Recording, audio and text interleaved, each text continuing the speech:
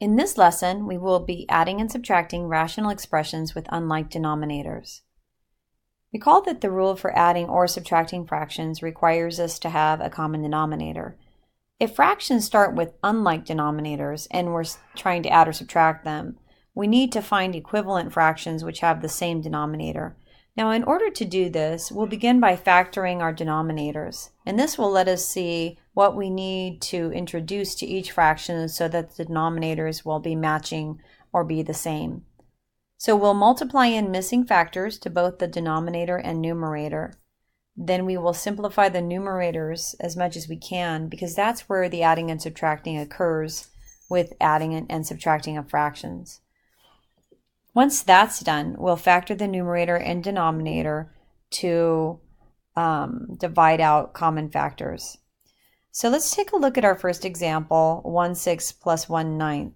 Since I don't have a common denominator, I want to try to figure out what that denominator should be. Now there's a couple of ways to do this, but I'm going to use factoring to help me make it happen. So let's take a look here. Here's our fraction. If I were to take 6 and break it into factors, I would get 2 and 3. And if I were to break 9 into factors, I would get 3 and 3. By doing this, I can see that they don't exactly match. The first fraction has 1 3 and the second one has 2 3s. So I need to bring in another 3 in the numerator and denominator because that would bring an overall value of 1 into the fraction, which doesn't change the value overall of your fraction. Notice that the second fraction needs a 2 to match the first denominator, so I'm going to bring that in. Once I've done that, I actually can make equivalent fractions. 1 times 3 is 3, and then 2 times 3 is 6 times 3 is 18. And then in the other one, 1 times 2 is 2, and then 3 times 3 is 9 times 2 is 18. This is not the only way to create fractions with common denominators, but it is one way. Now this is telling me to add 3 and 2 and put over 18, and eventually I end up with 5 over 18, and I don't see any common factors, so that's my final answer. Now, when it comes to a problem like 1 over x plus 1 over 2, I notice that neither x nor 2 will factor apart, so I'm just going to rewrite them. Then I'm going to introduce the factors I need to make them match in the denominator part. I notice that in the first fraction, I do not have a 2 in the denominator like I do in the second one, so I'm going to bring a 2 in.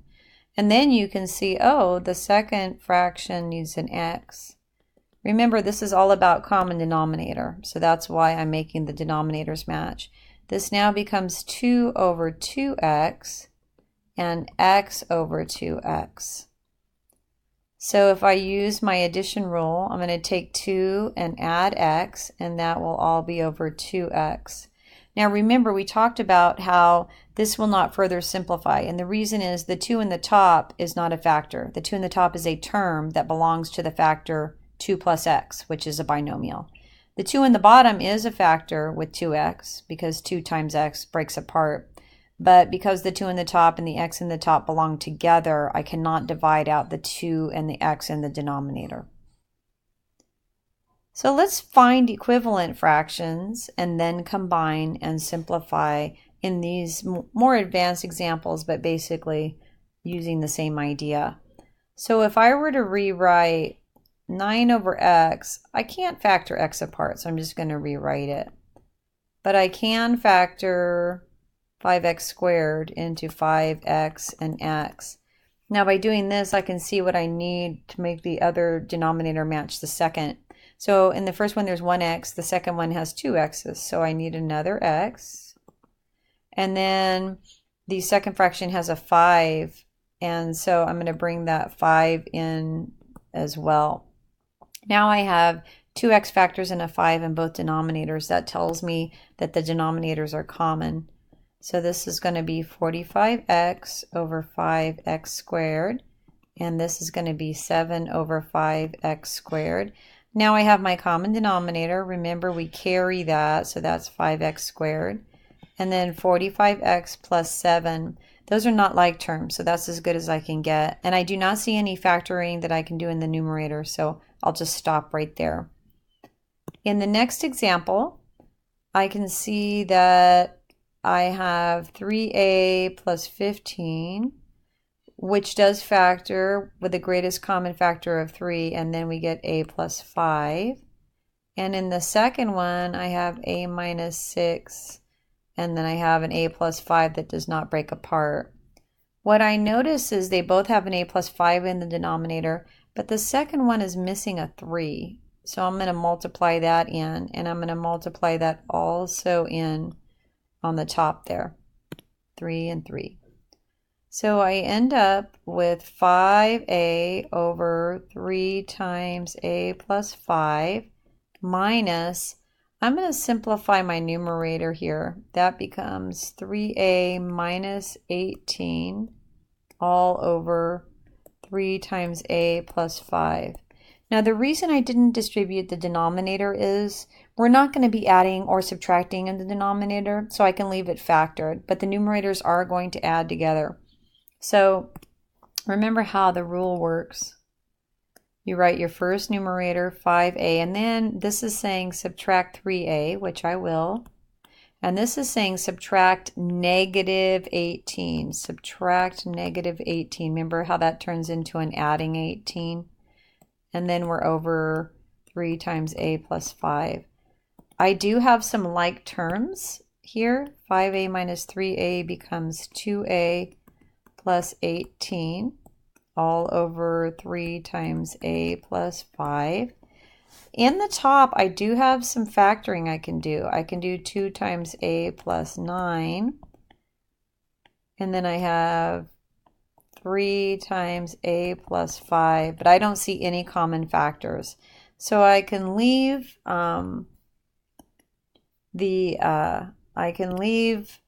my answer as 2 times a plus 9 over 3 times a plus 5. That's okay, that's fine.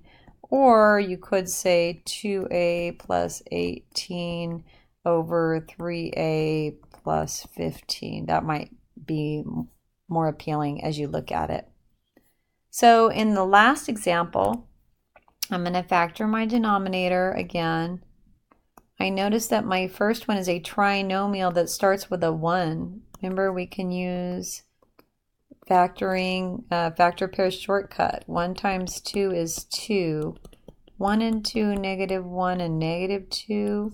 So that's going to be x and x minus 1 minus 2. That's my first fraction. In my second one, I don't see any factoring on that. But when I line them up, I can see, oh, the second denominator needs to have an x minus 2 to match the first. So this allows me then to say, okay, I have 13 in the first one over x minus 1, x minus 2, and I'm subtracting off this, it will distribute in. So I have 6x minus 12 in the numerator, and then x minus 1, x minus 2.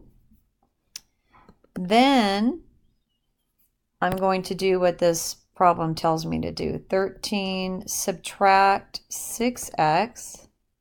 Subtract negative 12 would be add 12.